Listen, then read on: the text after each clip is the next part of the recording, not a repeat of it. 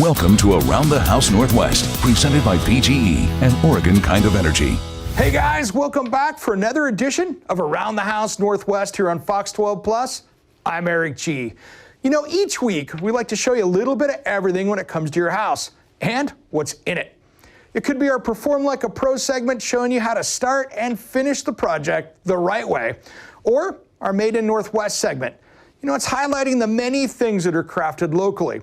Today, we're going to show you some incredible local woodworking out at the Regrainery and share some of Aaron's expert tips. We'll also check out some outdoor power equipment at Park Rose Hardware and chat with Corbin Clay about Wayhome, which offers personalized advice to help homeowners tackle all of their projects. But first, my deck was in pretty sorry shape. If you're in the same boat, here are a few quick steps you can take to restore it and make it look just a little bit better. Now it's time for Perform Like a Pro, sponsored by The Wall. Hey guys, today we're gonna try to save my old deck. I've got this old 25-year-old deck, and you know something? An average deck in this area lasts about 15 years. So I'm gonna put a new coat of finish on it to see if I can get a couple more years out of it. But first, we're gonna do some repairs. I got some rotten boards. Let's go fix those. All right, now this is the stuff you kind of want to look for. This actually was really rotten in the middle, but what happened was it was rotten and then this started to collapse in. You can see right here. That's a problem. So we're just going to take a couple simple cuts, cut it out, replace it. We'll be good to go. That way we can put our top coat on this and make it look a heck of a lot better. Time to grab the oscillating saw and make a cut here. Now the one thing is I want to make sure I don't cut into the joist below because it is running this way. So that's why I'm going to use this tool, a Sawzall. I'm going to cut into that, and I don't want to do that, so we don't want to damage anything structural down below. So this is where we're a little careful and do some surgery.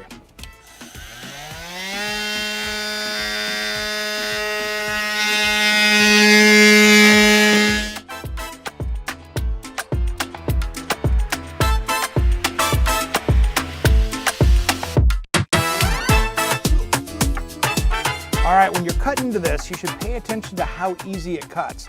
If you've got a soft spot in the middle, that's gonna be like a piece of fruit. We don't wanna deal with that. So what we need to do is actually go to the next joist and replace it there, because if it's a little bit rotten now, next year, it's gonna be much, much worse. All right, well, this isn't the strongest deck. It's perfectly safe, but I'm not gonna pry up against these others because I don't wanna damage them. So what I'm gonna do is I'm gonna cut across here with the Sawzall, and that way I can pry it up within itself, and I don't hurt the wood around it and make it look even worse than what it is.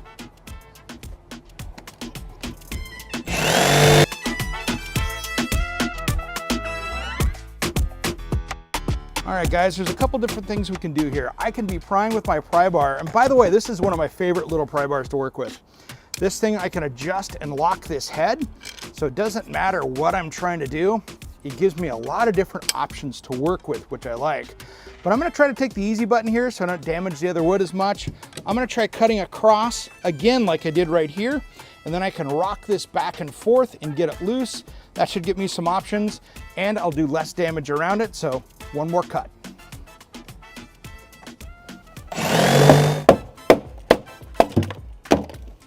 All right, we got that out.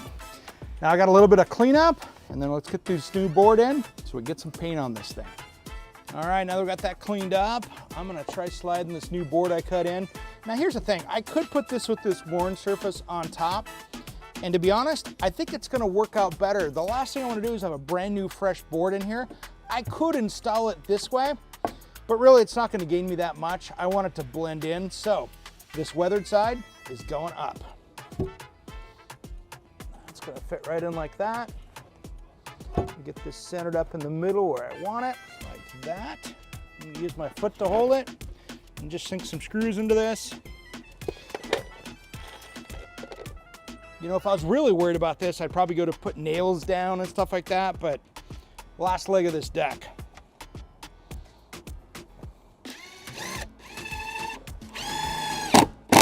Now, all you have to do with this, since we're putting a solid color over the top of this, is just get a good deck screw that's gonna hold up. There's ceramic coated ones and things like that. They're perfect for a new deck, but for something we're gonna get a couple of years out of, I'm a little less concerned about it.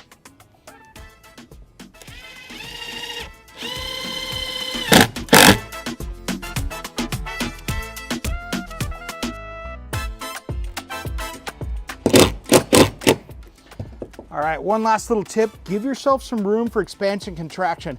We've had a dry summer, so this deck has really dried out, so the boards are a little bit smaller. So you wanna leave a little space there. That way, when wintertime comes around and we get all that rain, it's not gonna suck up and bow itself around and cause other problems. Space them correctly.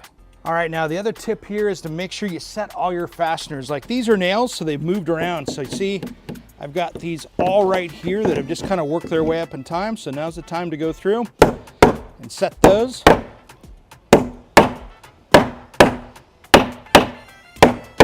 Now they're probably gonna work their way back up again, but at least you're gonna have a finish over the top of it and not underneath it.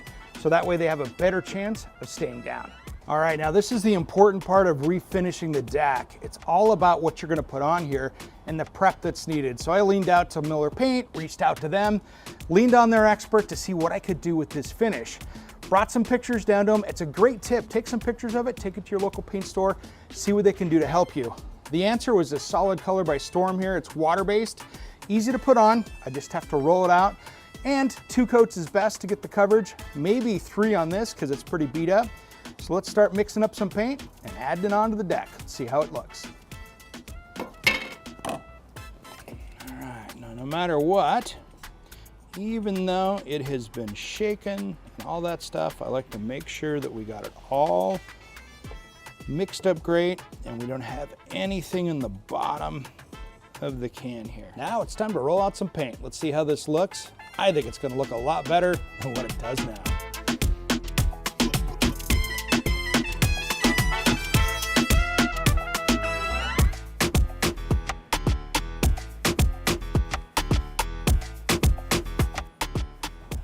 All right, guys, now here's some tips. First, follow all the directions on the can.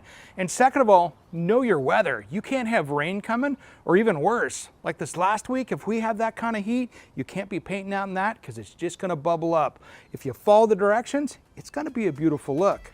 Now, I got a lot of paint to do. Let's get back to rolling.